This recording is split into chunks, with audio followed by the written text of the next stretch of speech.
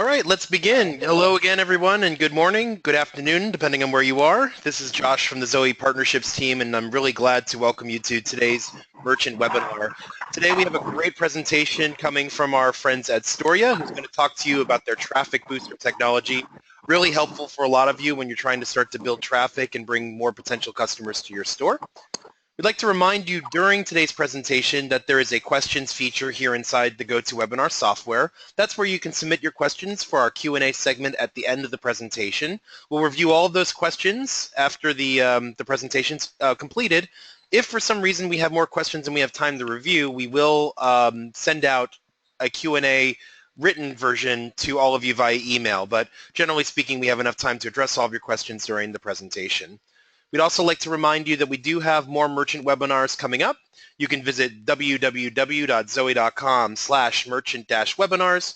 When you go to that page, you're going to see this right here, which is basically a list of all of the upcoming webinars that we have. But aside from that, you'll also see recordings of the 3 previous webinars we presented to date, which will obviously grow as time goes on. So we encourage you to definitely check all of those out. There's useful information in each of them.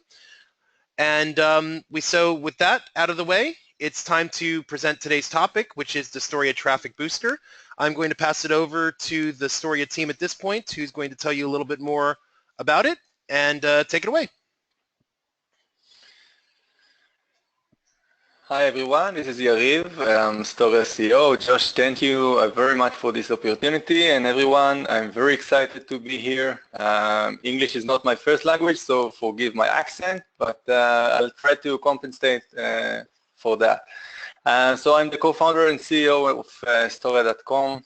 StoreYa is a 5-year-old advertising and marketing platform. We serve 160,000 merchants worldwide coming from 186 countries.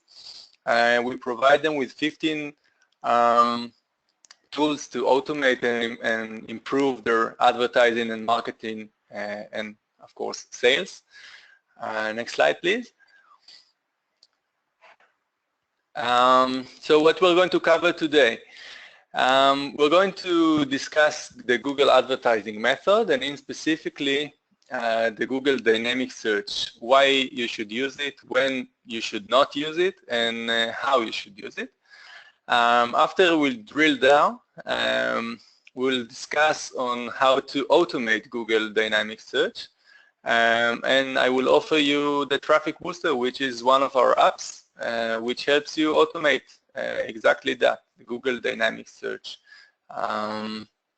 At the end, I will share with you a special promo that we run only for Zoe merchants. It's not listed in our site. And that promo will let you try up and spend only $25 in order to get $100 worth of traffic from Google AdWords, see the return, and take it from there. But first things first, let's start with Google advertising method. So Google has 2 major networks, the search and the display. Display is what, let's start with the search. Search is when people actively search for something on Google. Google would display static search ads or dynamic search ads, which we will cover thoroughly here. Shopping ads, which are similar but with images. Call ads, which initiate calls from smartphones. And Google also have the Google Display Network, which you can passively see banners among various sites around the net, including YouTube and others. But for today, we're going to focus on the Google Search Network. Next slide, please. So how does Google AdWords Search Network work? This is the traditional structure. You have an account in which you can build as many campaigns as you wish. And for each campaign, you have as many ad groups as you wish, and each ad group you group together list of keywords from the same nature, from the same topic, for example, a specific products that are related, a specific category. You need to define the ads and the keywords. And this is the plain structure. Next slide, please. Within that structure, you need to define and to set up some segments. In the campaign level, you need to define the daily budget and the location, the language, distribution, and if you wish for the campaign to end at a specific date. For the ad group, you need to define the bids, you need to define the keywords and the ads and where the ads are going to be leading to. Next slide. Why use Google Dynamic Search and not the regular one? So the Dynamic Search actually matches the relevant search terms with the relevant ads and with the most relevant product pages on your store. So a potential customer that is now searching Google for something that is related somehow to your store would see relevant ad for the specific items that he was searching for, and that ad would lead directly to the most relevant product page within your store. It's an amazing advertising method that Google came up with. It saves you a lot of time and effort for setting up the campaign, and it gives you the most relevant structure that you can come up with. Even if you have hundreds or thousands of products, you will be getting the most relevant ads linking to the most relevant products. The second major advantage of this system is that it offers a larger headline than you can create manually.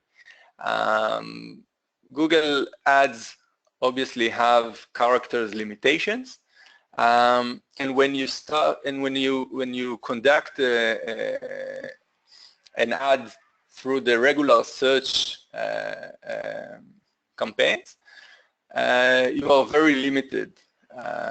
Google allows itself to provide a much larger headline, and it gets you a larger click-through rate, and obviously you want that. The ads works much better with the larger headline. Next, please.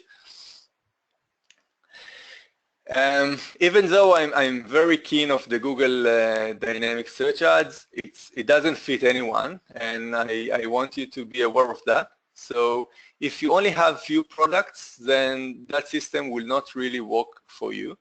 The forte of this advertising method is if you have at least 100 pages within your site, within your store. If you only sell a few items, just go for the regular search because the dynamic will not work out.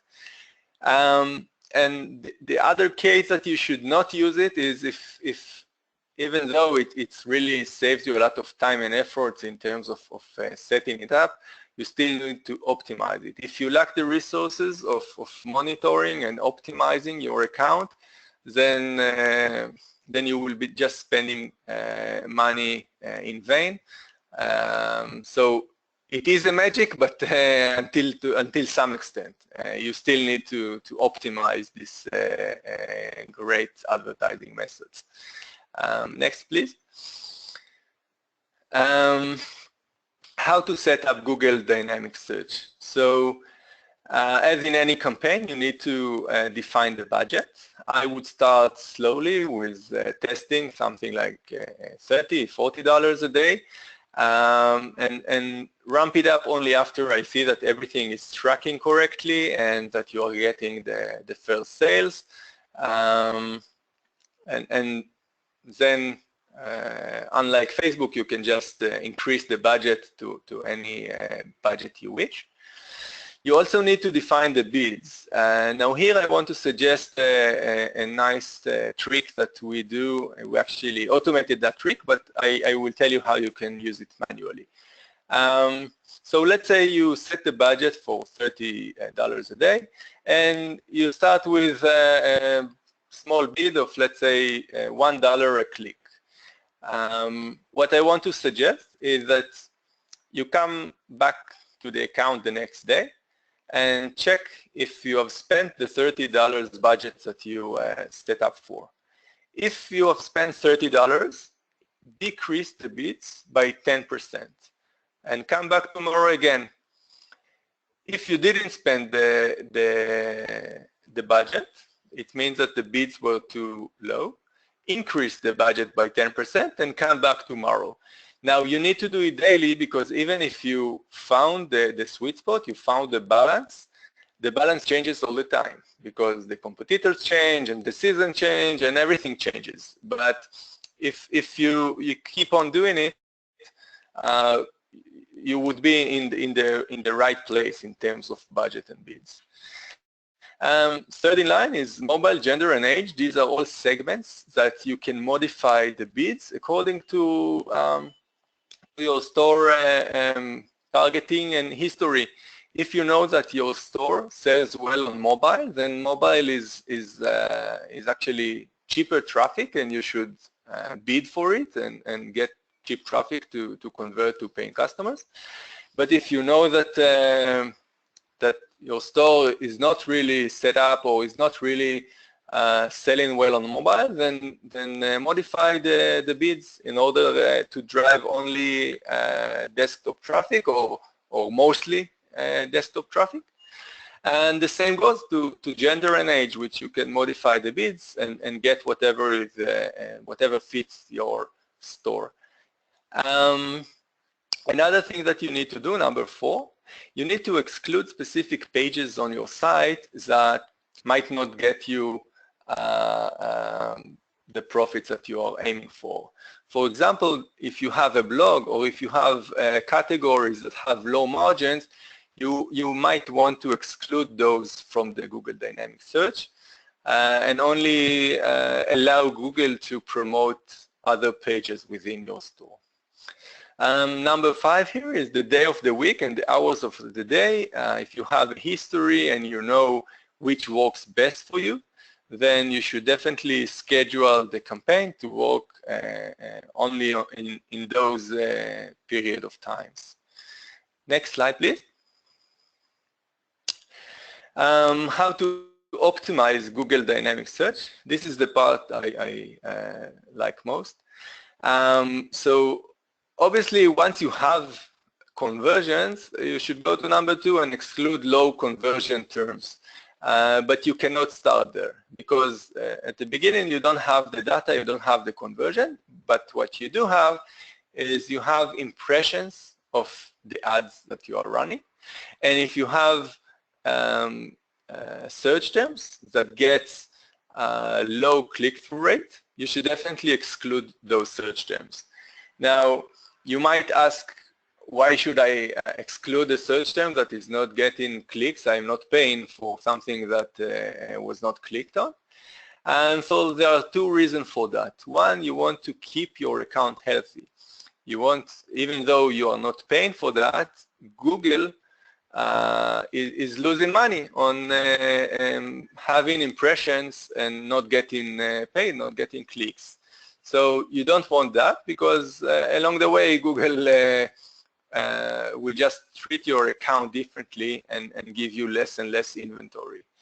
The second reason is that you want to replace the low CTR search terms with other search terms. In a way, you are going to be forcing Google to come up with better performing keywords for you, and those might work better than the initial ones. So what I would suggest, and again, this is something that we have automated on our tool, is that whenever you see, for example,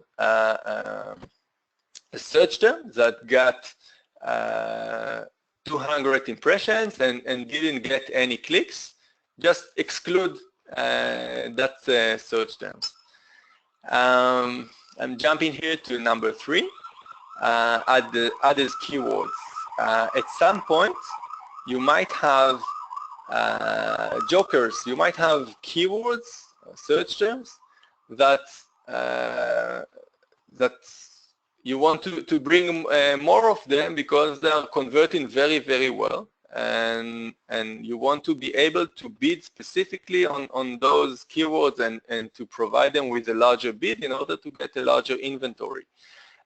So the Google Dynamic Search allows you to do that. It allows you to choose some search terms and add them as keywords. The only downside is that you will be forced to start using a regular search ad. And that ad is going to get lower CTR because it's going to get the regular headline and not the larger ones that Google Dynamic Search had. Last but not least, reporting. What you want to do here is 2 things. One, you want to embed on your thank you page the AdWords pixel in order for the account that you are managing to show you which search terms gain the conversions, so you can optimize accordingly. The other thing is we try always to also monitor everything on the Google Analytics end. Now, we have a lot of merchants, and about 80% of them do not configure the Google Analytics correctly, and they cannot tell if the traffic converted from Google or Facebook or from another source. What you want to do is you want to make sure that any checkout service is excluded within your Google Analytics from being a source of traffic. It's very important. Next slide, please. Okay, so we have drilled down to the Google Dynamic Search, and it's really an amazing feature of Google that anyone can use, and we have discussed how you can use it. But it still requires some resources from your end. You need to monitor, you need to optimize, and this is why we have come up with the Traffic Booster, which lets you use the Google Dynamic Search automatically. We get you the targeted customers to your store, and we don't need much in order to do so. We set it up, we come up with the ads. Next one. And at the end, we report back to you with the daily traffics that you get and with the purchases and revenues that you got, providing you with the dashboard and reporting via emails as well. Next, please. So this is the entire form. It's short and sweet. This is all what you need to do in order to try out the Traffic Booster and to automate everything that we have discussed in the last couple of minutes. So we need you to say, I'm a merchant, I use e-commerce, this is my industry, this is my domain, and to choose the country that you wish to geo-target, the age groups that are relevant for your store, and the gender that is relevant to your store. You can also suggest a couple of keywords if you wish, but we don't have to have it. And that's it. That's the entire flow. Next slide, please. And we come back to you with a dashboard that's updated on a daily basis with the amount of visitors that we have driven to you and with the revenues and sales that we have gained. You can upgrade to any larger budget, but as I mentioned, only for Zoe merchants, we are offering to start with $25 and get $100. Here's the relevant slide. And if you don't want to take it upon yourself, if you don't want this burden, just try this out and see the results for yourself. Next, please.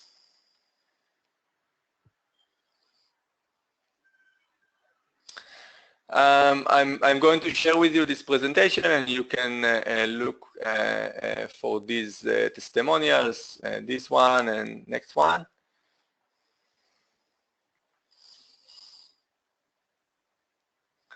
We have a lot of case studies, so you can, if you have any concern, you can check them out and see for yourself. Next slide. And do what you love, do what you like, what makes you happy. Sell what you're selling, and let us do the Google advertising for you. I'll be happy to take questions now. Well, first off, thank you so much for that presentation. I hope all of you learned a little bit about it. I know I did. Before we dive in there's a couple of things I want to share with you on our side to help you out. So first of all, I want to point out the Traffic Booster page in the Zoe App Store. The link that he had in the slide for the special offer is linked to the sign up button on that page. So you don't need to remember that giant URL if you want to try out StoreYa Traffic Booster for yourself.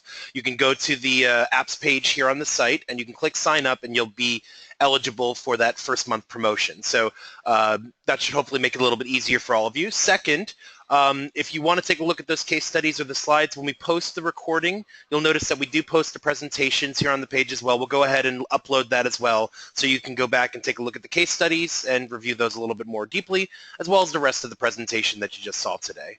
One thing I wanted to note for all of you as well, of course, is that one of the reasons why we think this is so important is that once you build your site, it's important to then figure out ways to drive more traffic, and there's obviously many different ways to do it.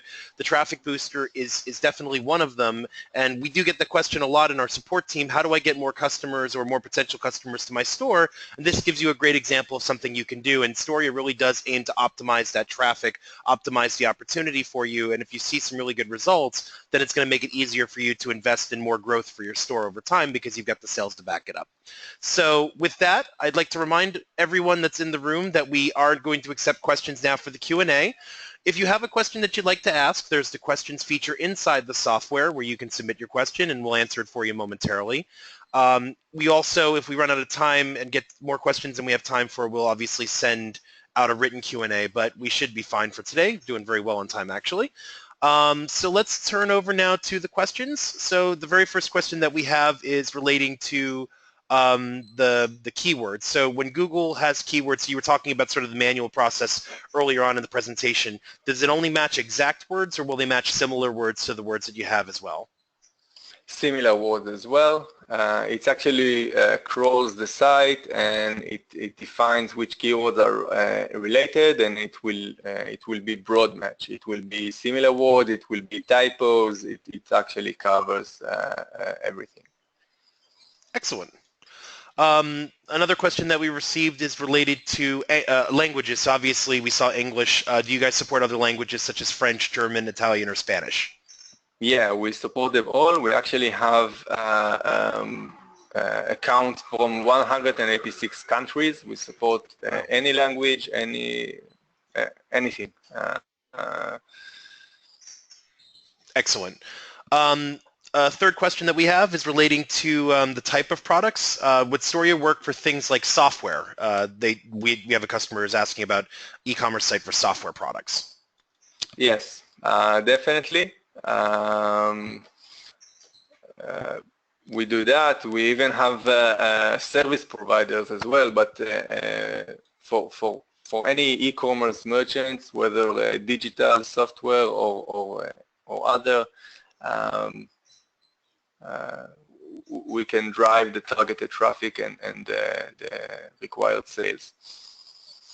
So during your presentation, one of the things you mentioned is that it's not advisable to do this if you don't have many products. What would you say is the minimum product count that makes it worth it to use this type of technology? You should have around 80 to 100 pages within your store. I mean, it's not, you don't have to have 100 products, but you have to have enough pages in order for Google to crawl them and to come up with the relevant search terms that would drive the relevant traffic to you. And there is a very easy way to know if you have how many pages you have on Google. You just go to your browser and click site, columns, and then your domain. And the number of results that you would see on Google is the number of index pages that you have on Google. And if it's anywhere between 80 and 100, you can definitely use the dynamic search ads. Excellent.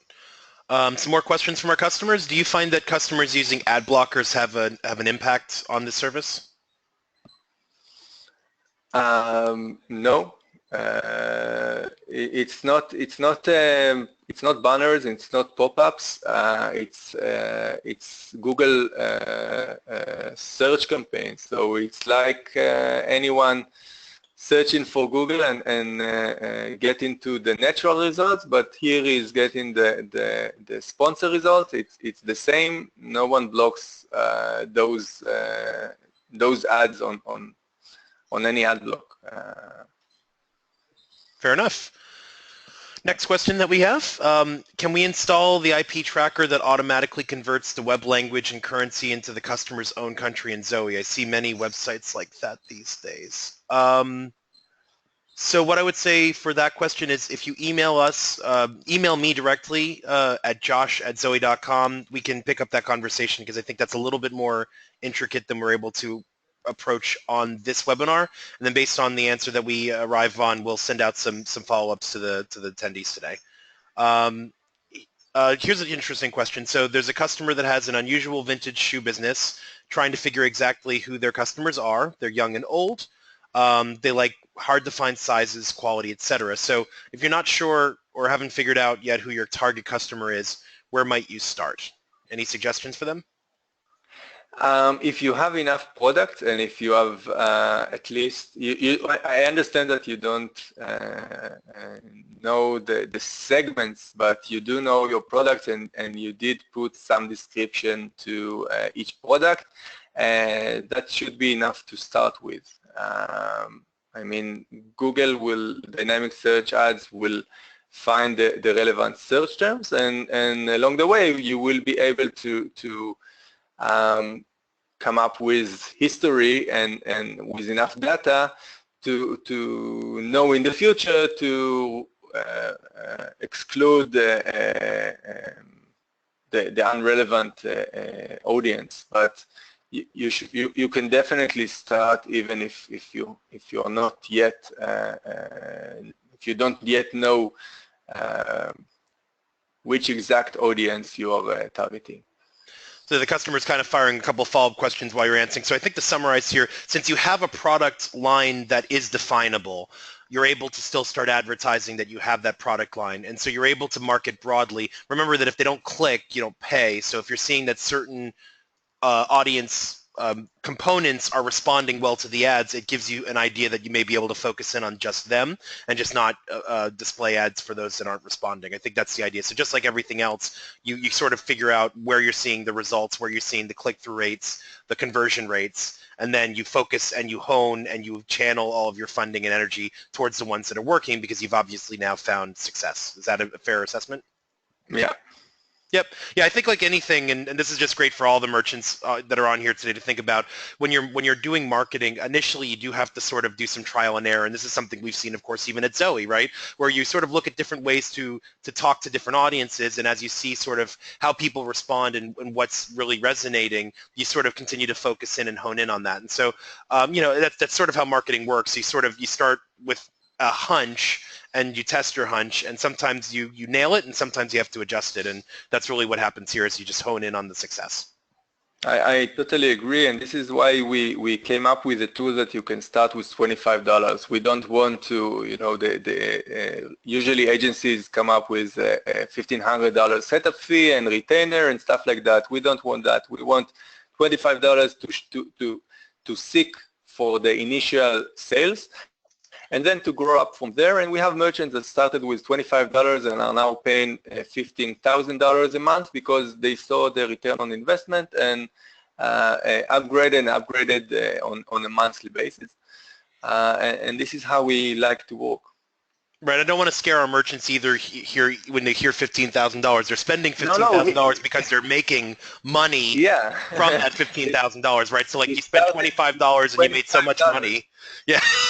These are merchants that started with us with $25, and only after they saw month after month that they are getting return on investment, they upgraded until they reached that sum, but it was, they earned it, and it's very profitable for them. Absolutely. No, it makes a lot of sense. But I always know that big numbers are sometimes when you hear them, it's like, no. So I just like to always to bring that up. But I just want to remind everybody that we can still take a couple more questions. Feel free to submit them in the questions feature of GoToWebinar if you have them.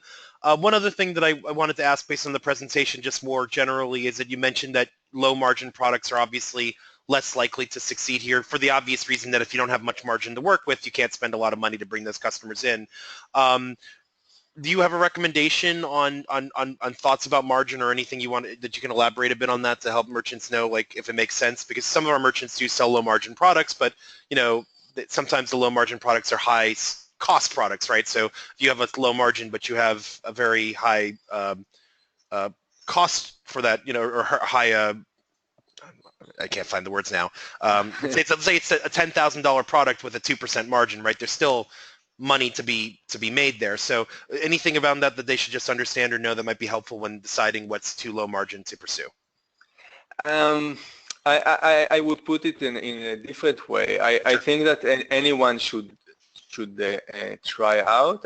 What I mentioned here was that if you have low margin for some of your categories or for some of your products, then don't start with those. Start with the ones that you have larger margin, so you would start seeing the return on investment, and then explore other products as well. But I think that anyone should at least start and taste the water and see what they can come up with. And you know, with the $25, we are actually bringing $75 more from Google. We partner with Google, and we are one of the top resellers globally of Google. And so with $100 worth of traffic, you should be able to see at least a couple of sales and to continue from there. But you have only reached $25, and I think it's a risk worth taking. Just exclude the less profitable products for you. So we got a couple people sort of asking about margins. So what I would just sort of add to that is like if you have an item that you know you're only going to make 50 cents per sale, and then you have another item that you know you're going to make $5 per sale, and you're testing this out, market the $5 product first, right? Because obviously you don't have your audience defined yet. I think that's what we're saying here. Exactly. And then once you figure out your audience and you know exactly how much it's going to cost you to bring someone in, then you can decide what's worth it and what's not. So it's not necessarily a percentage. It's just you have to understand if you're paying, I'll just pick a round number, $1 per click. You know that not everybody who clicks is going to buy. So you have to understand that initially, you know, there's a bit of understanding the market. So you are researching a little bit. You are investing in understanding your audience a bit and how to bring them to the door. So obviously the first spend is going to be a bit of a learning experience, and then as you get more confident and comfortable with what works, then it'll be more targeted and stronger, right? So I think that's why, you know, StoreYa gives you that extra bonus, because it gives you a little bit of extra money to work with and test and find your audience before you invest more.